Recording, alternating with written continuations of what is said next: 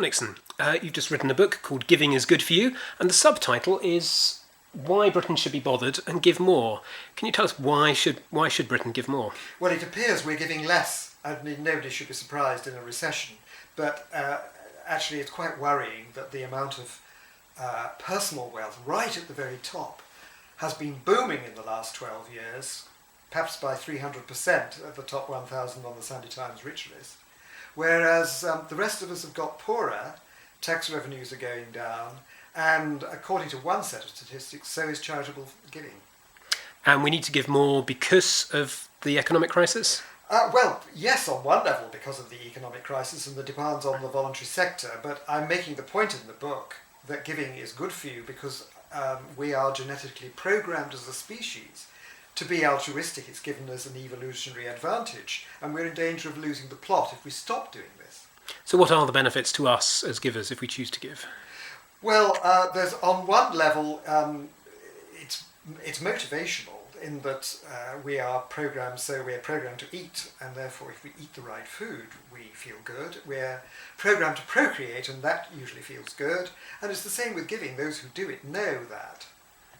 And the book, it's a series of interviews, I believe. Who is the book targeted at? Who's the audience? Well, my primary aim when I started out to write this book, I was frustrated that so few of the wealthy, of the very wealthy, were being generous. I mean, those who are giving are quite exceptional, but they're in a minority. So my primary aim was to encourage those who are not giving to start giving. But actually, as the book went on, it became perfectly clear to me that I was writing a book about how we might become a more generous society and how all of us might become philanthropists, whether we're giving our time or our money. And you came across quite a few suggestions and recommendations from the different donors and philanthropists. Did any particularly ring true? Yes, all of it, frankly. There was a remarkably unanimous view, and what we've got is a blueprint on, forget the big society, a blueprint for a better society. So the things that we can start doing immediately in terms of tax. Surprisingly, some of these wealthy benefactors are really cross with those who don't pay tax. So some were suggesting that all UK passport holders, like all American passport holders, should pay tax wherever they live. So that's there are issues to make it much more tax advantageous to give. But in the end, I'm really calling for a change of culture. And is that going to take a while, or are there any quick wins, do you think? Well, there are reasonably quick wins in terms of changing a climate as set by government and the civil service in terms of attitudes and encouragements and incentives to give. All that can be done quite quickly. I mean, these proposals have been around for years, and some of them are not very new. But in terms of changing the culture, that's all about how we bring up our children to value being a member of a civil society and to recognise that nearly all of us have a role in sustaining it. And I think that citizenship and volunteering should be actively part of our education, and I recommend in the book that young people should strive to earn a national diploma which would show their commitment to others and which would be valued by higher education and employers. I think that would make a big difference. And what do you think the book has to teach fundraisers? What could they learn from it? I think the main thing is getting an insight into the mind of people who give. I'm exploring the motivation for giving, partly to persuade those who are not giving and are in a position to give, why they should be motivated like people who are giving.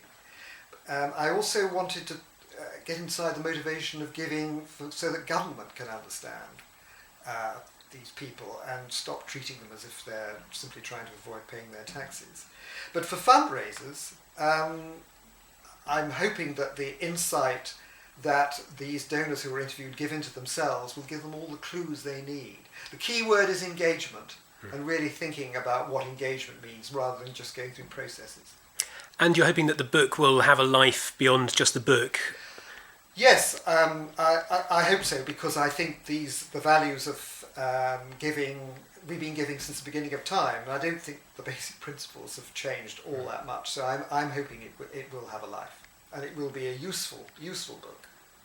So you've written it, it's published in 2013. Do you think the current economic crisis and the public distrust of government companies and wealthy individuals. Do you think that's a threat or an opportunity Well, for in charities? one obvious way, it's challenging. I mean, we shouldn't be surprised if charitable giving really is falling. We shouldn't be surprised because the majority of people are less well off and life is more expensive.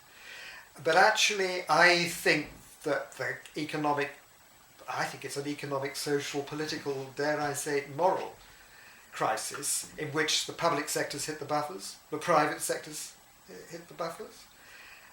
Maybe there's an opportunity there to start thinking about the role of the voluntary sector, trying to get people really to start talking about this. And the government says it wants more philanthropy. Well, why does it want that? I mean, it may well be right, but I think we need a little bit more honesty. And I think there should be more of a public debate so we can make our own minds up about where we want to go and what we want to encourage in terms of more giving. So if it is a blueprint, have you managed to get interest or support for developing that? Well, I've had a lot of support from the people I've interviewed in the book. Some of them, most of them on the record, not all, and some of them are very senior and in positions of influence. So I'm hoping that the book can be used by some of these people to propagate the message, and I may well be sending carefully targeted letters, which won't come from me, but from senior philanthropists, to those members of Parliament and people in government and in the opposition who are thinking about these things. So I hope it may be effective in that way. And where can we get hold of a copy of Giving is Good for You? Well, in theory, in every good bookshop.